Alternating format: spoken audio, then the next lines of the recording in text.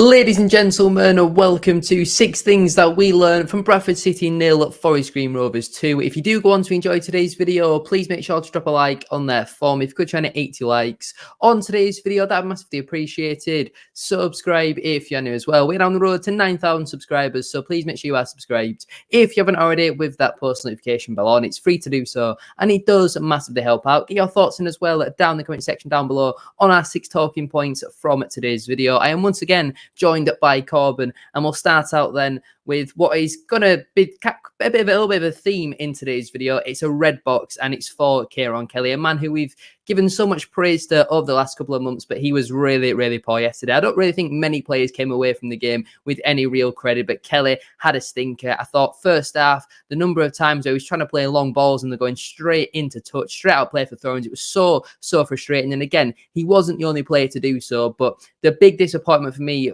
with Kelly was the penalty that he's given away in the last minute. He tries to play a back pass, I think, to Sam Walker, gets cut out. It's excellent pressing, to be fair. I think from number 8 by Forest Green, Walker's positioning is absolutely awful because he's kind of committed to go up for the corner, but then we've taken the corner quickly, so he's stuck on the halfway line and then jogging backwards, and by the time he's back inside his penalty area, he's then positionally all over the place because he's not had the opportunity to set himself. Their player cuts back, and I actually think, well, he's actually got away from Kelly there, and for some reason he just swipes a right leg at him, kicks him. It's a stonewall penalty, no real complaints about that. And I mean, I left after that. I don't really know how much longer got played, but when it's only 1-0, you're chasing the game, we're having attack after attack, giving away a penalty like that was so frustrating. I feel like it was a little bit unnecessary as well. I know he didn't really have much support there, but the pass back to Walker was poor, and then he was unable to recover. And like I say, we've given him so much praise over the last couple of months, but yesterday I did think particularly he had a really, really poor game. And it wasn't just that moment. I thought on the whole, some of his headers were mistimed as well. I feel like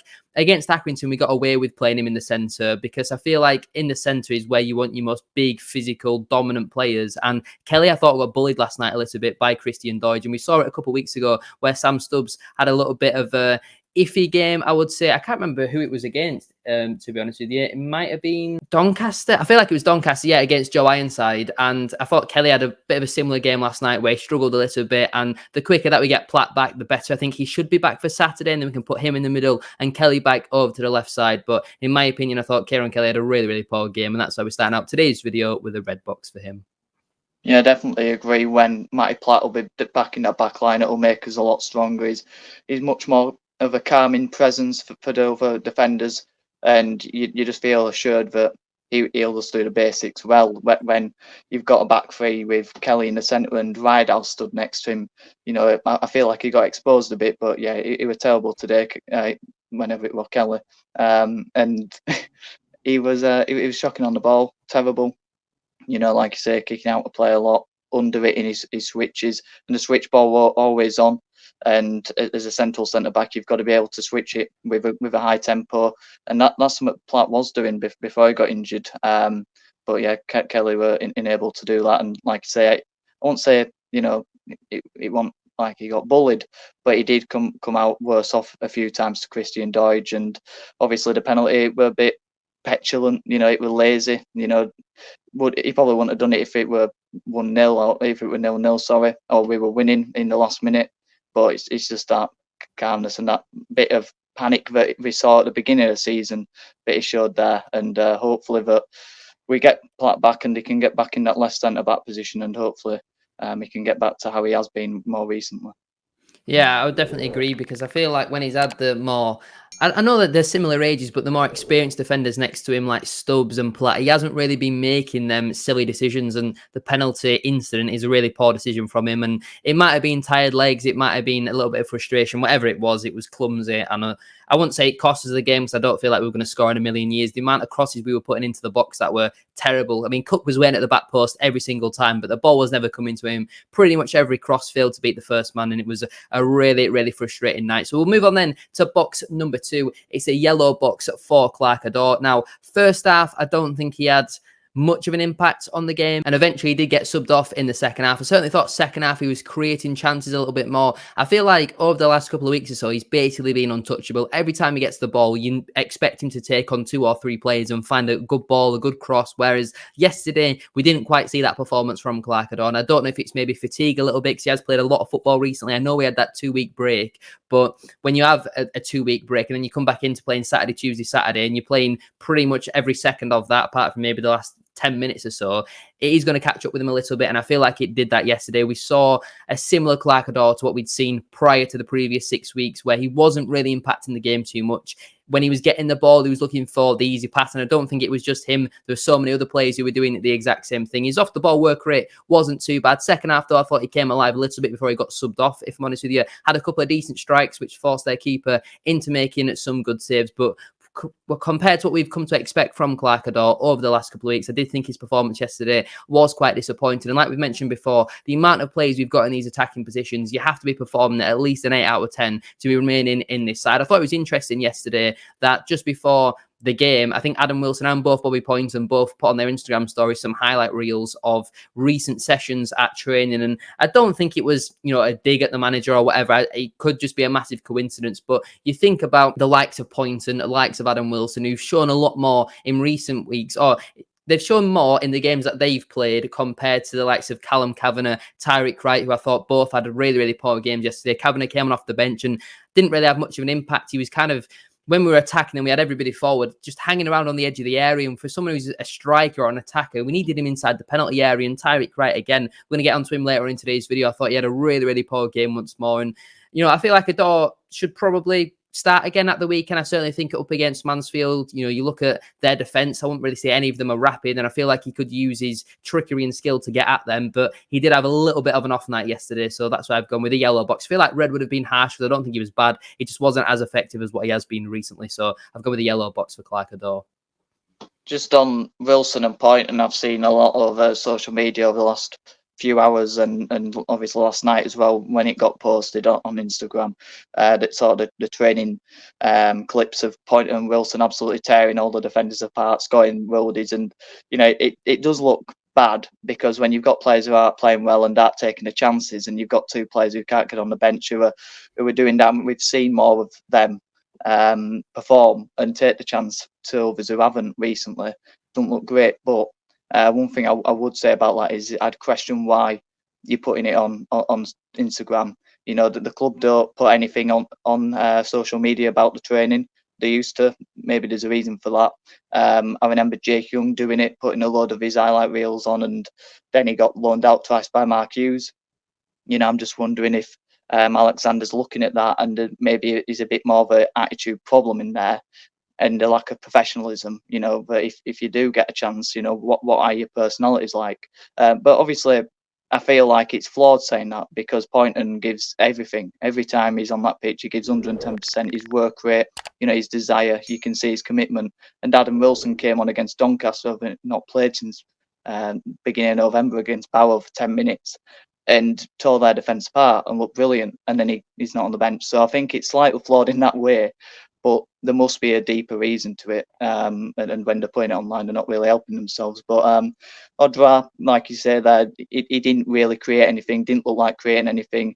He was a bit too neat, maybe part of the problem. In the final third, everything broke down because we were a bit too lethargic, we weren't urgent. And I think playing a counter-attacking way like we did against Accrington and have done recently, it suits those front 3 a lot more than having to penetrate and break down a deep block like Forest Green were. So yeah, it wasn't great. His final ball were poor, but still technically looked like one of the better players, and hopefully, it's again like the team, just hopefully it's just a bump in the road. Just on Wilson and Poynton again, Alexander's mentioned previously that he wants to see players being effective in training. He's a big believer in you play how you train, and maybe that's them proving that they are training well and they're just not getting that opportunity, or when they are getting the opportunity, like Wilson last week, and he's proving that he should definitely be on the bench at Adam Wilson over some of the players like we've mentioned. You talk about Poynton's work rate there as well. It just seems really baffling. But back onto Adore, I feel like compared to Saturday, the link-up play between the front 3 yesterday was almost non-existent. You know, on Saturday it was free flowing constantly, and yeah, yesterday it just wasn't really there, and it seemed like a completely different team who'd never really played with each other before. But we'll move on then to the third box of today's video. It is a red box for Sam Walker. Again, similar to Kieron Kelly, someone who we've given a lot of praise to over the last couple of weeks, but I thought he had a really poor game yesterday. Didn't really make any saves. I feel like the first goal is not really much you could do about. It's a brilliant ball in, and it's a good header. He has a free header at goal because we do the zonal marking. Me personally, I'm a believer if you're going to have 11 defenders inside the box, some of them need to be man marking. You can't have all of them marking zonally or the odd one or two. When you've got a player that is as big a threat in the air as Christian Deutsch, you need someone man marking him for me. And I'm not saying it needs to be someone like Kieron Kelly, for example, but even someone like a Tyreek Wright or someone like that who's going to just at least put up a bit of a physical presence on there and just not allow someone to have a free header. The second goal, yes, it's a penalty and it's a bit of a lottery for goalkeepers. You know, you don't expect them to save it. And if they do, it's, you know, a bonus really. But I thought his overall involvement in the build up to the penalty was really poor. Like what we said, there were 3 minutes or so still left on the clock and he was wanting to go up for the corner. He was looking over at the dugout for a good 10 seconds really before they decided to make a decision. By that point, he was in their half and the ball had already come into the box, and he's not the quickest goalkeeper. He's not the most agile. So he's then having to jog back. Then Kelly plays a dodgy back pass. He's massively out of position really, and when he cuts back, Kelly probably sees it as the only real opportunity because he's probably going to get a tap in. If I'm honest with you, it would have been hard for him to miss from that angle, and Kelly might decide, well, a penalty might be likely to save than that one-on-one opportunity. I thought his distribution again was frustrating. Sometimes it works, like what we saw against Accrington at the weekend, where it goes over their defence. But on the whole, again, some slice clearances. Everything seems to be first time. He gets glued to his goal line. I think in the first 5 or so minutes, there was a ball that got played over the top, and I think it was JT was kind of shielding their striker, waiting for Walker to come out, and it was nearly inside the 6-yard area at this point, and he was just glued to his goal line, and that is something we saw in the first couple of games from Walker. And while he has been excellent for us over the last couple of weeks, I thought again yesterday he had a pretty poor game, and that's why I've gone with the red box for him.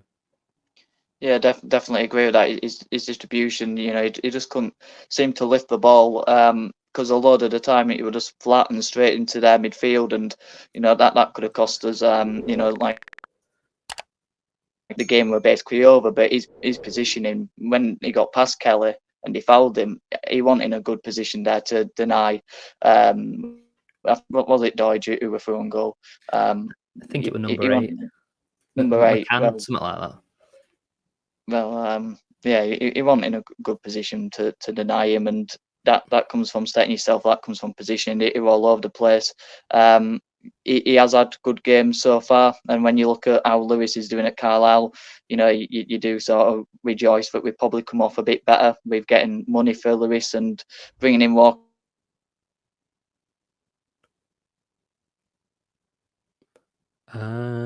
who's been steady. Doncaster, there was a similar incident, and then here today, you know, he was shaky. So hopefully he can get back to that, and maybe it comes from a bit of an unsettled back line in front of him. I don't know, but yeah, definitely concerned about his presence not coming out for balls over the top, because it isn't the first time it's happened now, and if it keeps repeating itself, then I would be concerned about that, because Tompkinson's definitely helping him out with his pace.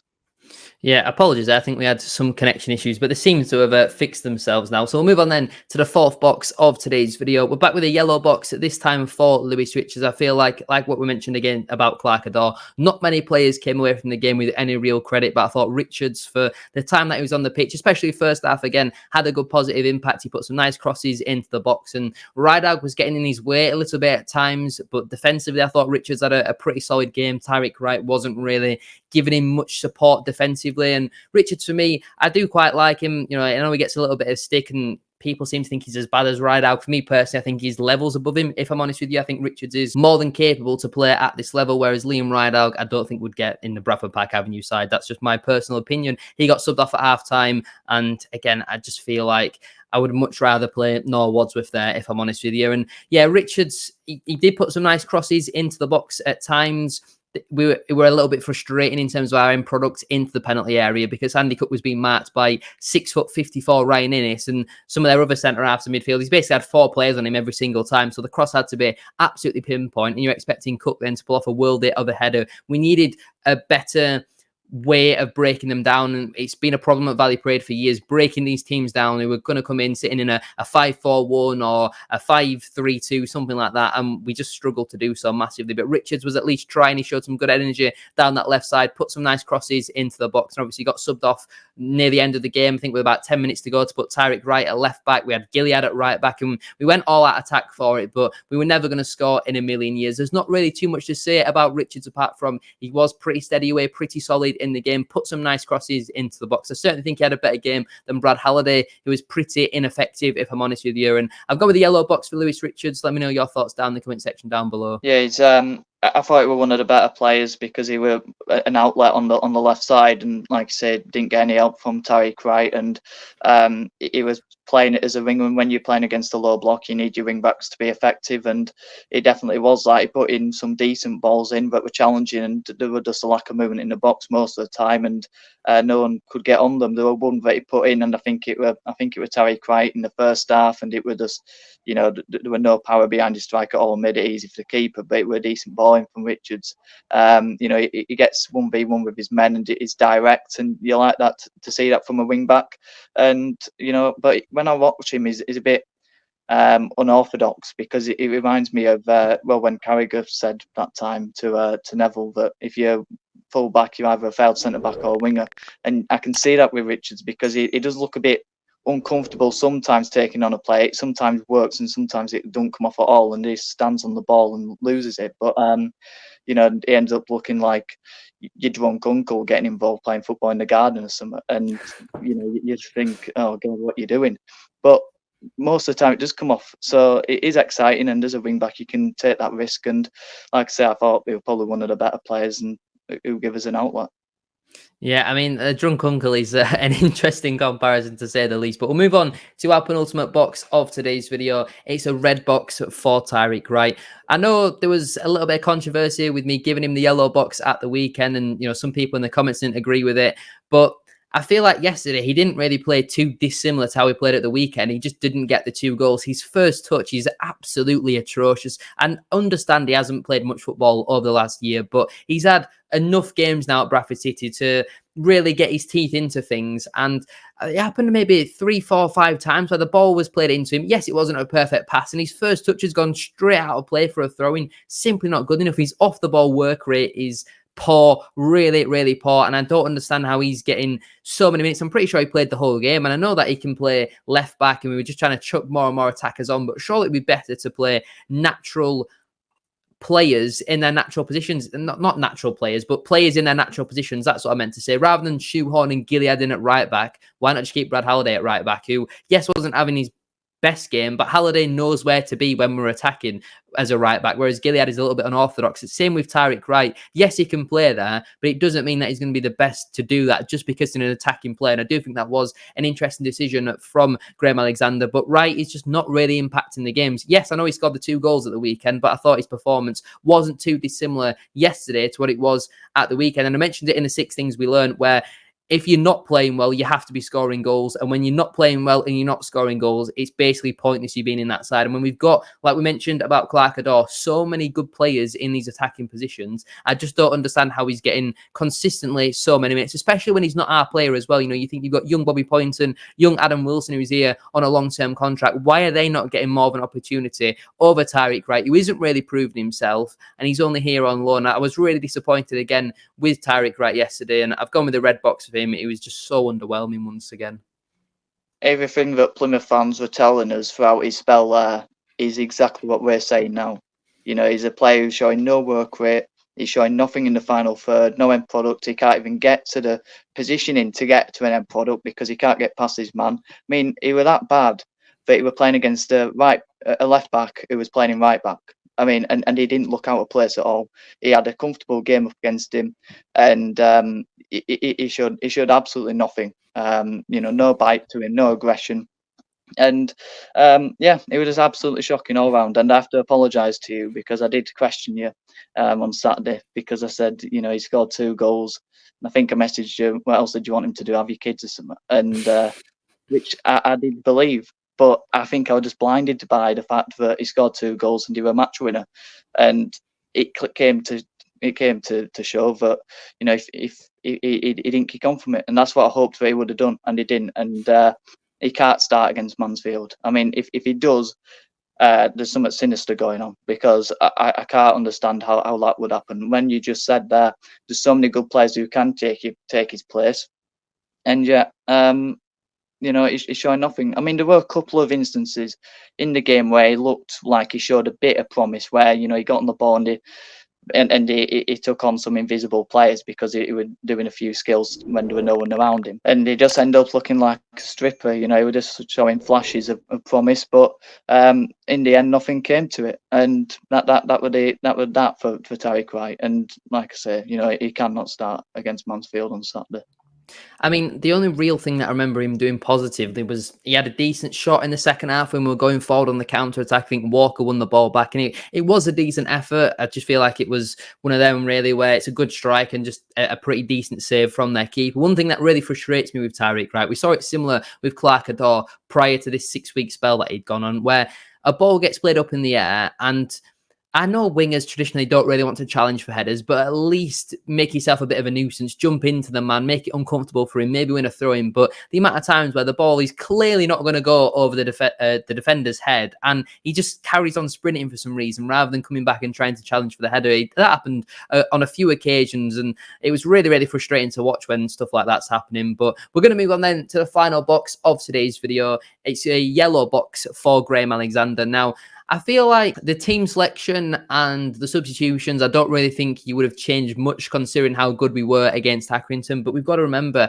how we play away from home and how we play away at home and how effective they are on each occasion is massively different. Being away from home and playing counter-attacking football, it works. But when you're at home, you concede inside the first 50 seconds, and then you're playing against a 5-4-1. You can't then be playing long ball up to Andy Cook. He's not James Hansen. He's not a target man, and he's not going to be able to flick the ball on, especially to when the other two number 10s who are meant to be supporting him are coming to feet. No one's really running in behind. If we're going to go direct and look for the flick-ons, then Smith should be in the starting 11. It just doesn't really make sense. The reason why it's a yellow box is I feel like yesterday was more on the players rather than the manager. One thing that does frustrate me with Alexander is he is the manager, and I feel like he should be on the touchline. And I always thought it was a bit weird while we were winning games that he wasn't on the touchline. I feel like it should be a coach that's up, or the analysis people who are up, who've got the better vantage point higher up in the stand.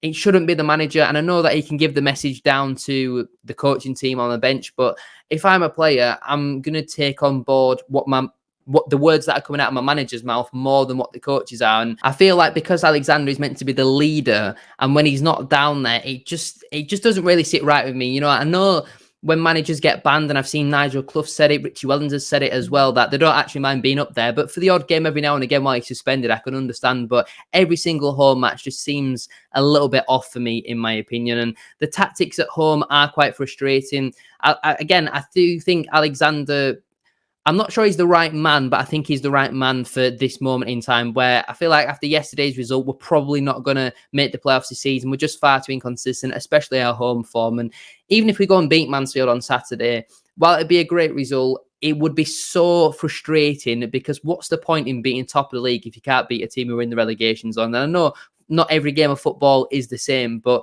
we should on paper be able to beat these sides, and the teams who do get promoted beat these sides pretty comfortably. And I know under Steve Cottrell, Forest Green have been a decent side, and I'm a big fan of Steve Cottrell. I do think he is a good manager, but I feel like him and his side did a job on us yesterday. And yeah, Alexander, I wouldn't say my big frustration yesterday was aimed towards him, so that's why it's only a yellow box, but I was still disappointed overall. I feel like the substitutions were decent substitutions to make, bringing Radog off at half-time and bringing Jamie Walker on. I agreed with that, making more and more attacking changes. I was a little bit surprised not to see Kevin McDonald come onto the pitch, someone who can pick a pass, where in a game like that, Smallwood's not really as effective. He's better out of position. Gilead, I don't think, really had much of an impact on the game. We didn't really need his running power in midfield, because every time Forest Green got it, they were just lumping the ball. So we didn't really need Gilead in there. I'd rather have McDonald come on after about an hour or so for Gilead. But apart from that, I don't really have many complaints with Alexander. I feel like it's just a frustration aimed towards the players, if I'm honest. So I've gone with yellow for our manager. Yeah, I understand what you're saying. I'm almost fully behind him at, sort of 98%. There's a couple of things I don't agree with, but in the main, I really like what he stands for and the way he's got his teams playing. up to now, you know, there's been some really good moments. We've been free scoring in a lot of games where we haven't in previous with previous managers. And when I look at where we failed, it's because you know, managers haven't been given what they need by, you know, the higher ups. The players have always sort of down tools and give the all. Whereas I think Alexander can drill in the right mentality, and if he can get a summer where he can bring in the right characters and the right mentality, you know, he spoke about it on Saturday with the home form and speaking about, you know, right, is it a quality thing, is it a mentality thing? We're going to have to have a proper look at it, and I think he is the man who can bring in the right type of players, and I think he does get it. So I think that's why I want it to work out, and I think it can work out with Alexander. And I do think that, you know, if it were Mark Hughes, you know, or another big name like that in football who came in and has had decent spells, there'd be much more optimism going into next season, because it's Graham Alexander and he failed at MK Dons without, you know, really understanding what went on there, and the fact that it wasn't a good fit. That's sort of always come into it, that, you know, he's failed with another League Two club and they're doing really well now. I feel like, you know, I'm quite optimistic for next season with Alexander, because I think he can get the right players in and can get them playing the Bradford City way, because we've been aggressive, and it didn't help going 1 down, and you know, the players didn't fight back. You know, they didn't bounce back. They went hiding. We were really flat, and he spoke about the lack of tempo. He understood it. So I do feel like, and obviously these same set of players have performed for Mark Hughes at points last season, and then haven't early on this season, and do flat performances. Obviously, it's down to the manager for a lot of them, but it's those players who then did it for McDonald for the first few games, then it absolutely capitulated in the last couple, and then it's same things happen with Alexander. We've had good runs, and we've also had some terrible performances, and last night were another one.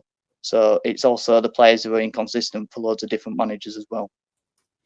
Yeah, I don't know about Alexander, because I feel like sometimes his football isn't direct, it becomes hoofball. And at Valley Parade, if that's not winning football matches, it gets very frustrated. And we all know what the crowd's like at Valley Parade. And in no way am I blaming the fans, because you know, I feel like venting frustrations. It's clear if it's not a minority and it's a large majority who are frustrated by what they saw yesterday, I have absolutely no complaints with that, because at halftime, when we're losing at home to the bottom of the league, why should the players be applauded off? Why should we be cheering them and clapping them? Because did we even have a shot on target in that first half? We offered very, very little. And Alexander comes out in his post-match press conferences and stuff like that, and he says the right thing. He says that there might be a mentality issue, but it's not really changing, because how many home wins have we had under Alexander in the league? Is it 1 or 2? I know we've only had like 6 home wins all season, and a couple of them were under Mark Hughes and Kevin McDonald. So I feel like the home form is a massive issue. Next season, when the season ticket sales are considerably lower than what they were this season, it might actually benefit us a little bit, if I'm honest with you. But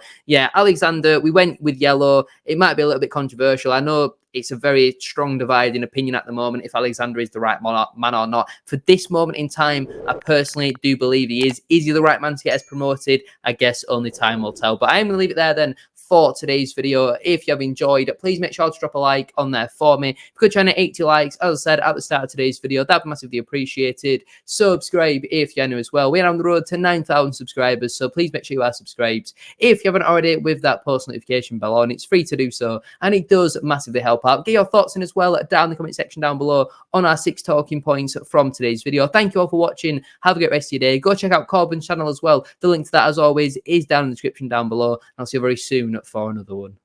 Peace.